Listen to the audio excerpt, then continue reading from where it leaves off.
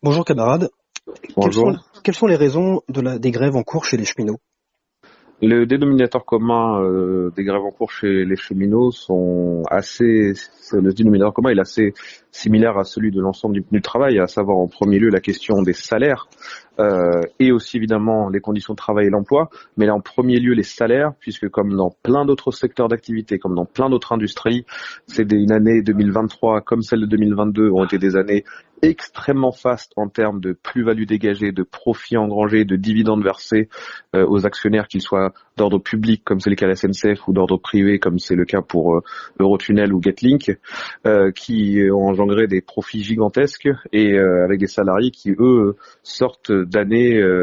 très dures en matière de restructuration, en matière de blocage des salaires, ou quand ils n'ont pas été bloqués, ont de fait baissé puisqu'ils ont été augmentés à un niveau inférieur à celui de l'inflation, qui logiquement amène donc à une réaction assez compréhensible qu'on soit au chemin de fer ou ailleurs, à savoir tout cet argent que notre travail a engendré, où est-ce qu'il part? Ce n'est pas dans nos poches, donc forcément ça amène à des réactions et qui se traduisent par des grèves extrêmement puissantes, surtout localisés en ce moment dans des régions, dans des conflits locaux, mais qui sont extrêmement puissants et qui débouche donc sur ce qu'on a pu observer par exemple là chez Getlink, la société privée qui gère l'Eurotunnel, avec une grève dure qui a fait plier leur entreprise en même pas 6 ou 7 heures de grève. Et je suis dans ma région de Paris-Rive-Gauche, qui est donc, pour faire vite, la région qui regroupe les gares d'Austerlitz, de Montparnasse, de Trappes, Versailles, Bretigny, Juvisy, etc. Là, les aiguilleurs en particulier sont mobilisés pour obtenir d'une part les embauches qui manquent, puisqu'il y a des centaines d'emplois non pourvus sur la région. Il y a eu des centaines d'emplois non pourvus sur la région, il y en a moins maintenant, mais il y en a eu une centaine à une époque. Et aussi pour que tout l'investissement qui leur est demandé en ce moment, avec la régénération massive du réseau, les travaux qui n'arrêtent pas, les préparations en vue des Jeux Olympiques qui arrivent, qui nécessitent donc des emplois en plus, une charge de travail supplémentaire, mais qui ne se traduit pas par des moyens ou même une reconnaissance financière à la hauteur des efforts qu'on nous impose. Et donc là, aujourd'hui, il y a une grève puissante sur le réseau de Paris-Rive-Gauche chez les aiguilleurs, qui a mené donc à des suppressions de trains assez importantes. La moitié des trains de la l'INSEE ne roulaient pas aujourd'hui en raison de cette grève. Et vient s'ajouter à ça aussi, par exemple, une grève des agents de conduite de la région centre et ainsi que ceux d'Austerlitz, puisque dans leur avidité, dans leur course au profit incessante, les directions ont par exemple décidé de supprimer une partie des conducteurs de manœuvre du dépôt d'Ivry et de dire toutes les manœuvres que ces agents de conduite là faisaient, on le fera faire par d'autres agents de conduite, ce qu'on appelle les conducteurs de ligne, en leur disant on leur rajoutera des heures de travail supplémentaires, soit à la fin de leur service ou avant leur service, pour faire ces manœuvres-là, puisque ces manœuvres n'ont pas disparu, mais ils ont dit on va faire le même travail par moins d'agents de conduite pour augmenter encore plus les profits qui ont déjà battu des records indécents et qui donc amènent à ces réactions pour dire on va pas se laisser faire tout simplement. Et dans ce contexte, quelles sont les revendications de la CGT? Les revendications de la CGT, c'est l'augmentation générale des salaires, la création des emplois manquants partout, que ce soit à la conduite ou dans les postes d'aiguillage, mais c'est vrai dans tous les services, et aussi la mise en place de moyens à la hauteur de ce qu'on nous demande en termes de formation, en termes de qualité dans la suivi de la formation, et aussi des moyens qui sont donnés et de la reconnaissance qui est donnée, qui est accordée, par exemple, aux agents qui forment. Par exemple, un exemple qui est particulièrement révoltant, c'est que pendant longtemps, les aiguilleurs qui formaient des nouveaux aiguilleurs en poste, donc quand un nouvel embauché arrive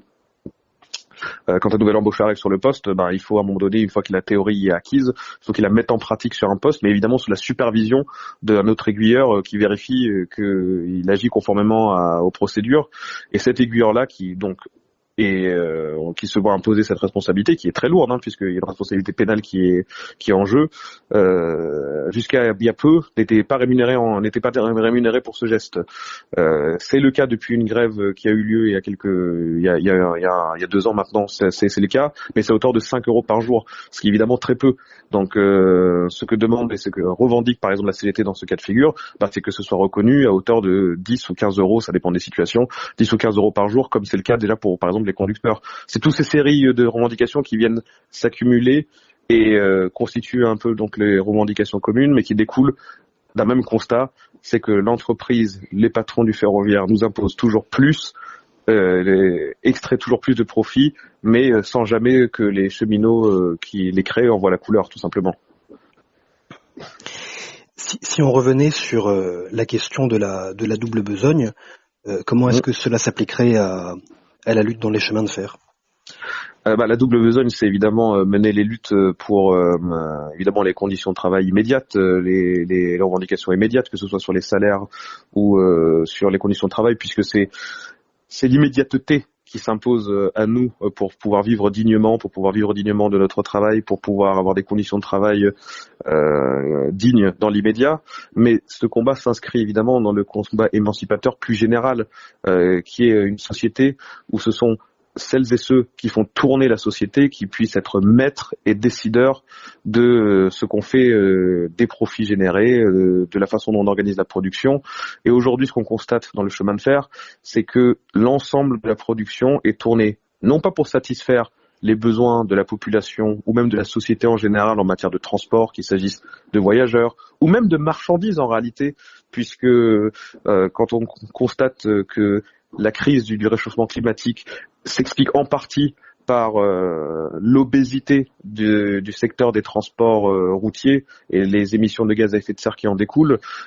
c'est aussi un sujet de société d'imposer le transfert de ce genre de marchandises, leur transport sur la route, de la route vers le rail, pour des raisons écologiques. Mais tout est organisé aujourd'hui de manière non pas à satisfaire et atteindre cet objectif-là, mais uniquement pour produire en fonction des trafics les plus rentables qui sont concentrés sur les segments les plus rentables. Et la double besogne pour nous cheminots, un des éléments comment ça pourrait se traduire, ce serait mener la lutte pour que le chemin de fer il soit sous le contrôle des usagers de modestes conditions et aussi des cheminots, et que la société puisse participer à la planification collective de cet outil qui est un outil d'intérêt général, même si j'aime pas ce mot, mais qui a un intérêt qui utilisé et orienté correctement, ça permettrait de satisfaire des besoins collectifs et non pas uniquement les besoins de profit de certains magnats du rail.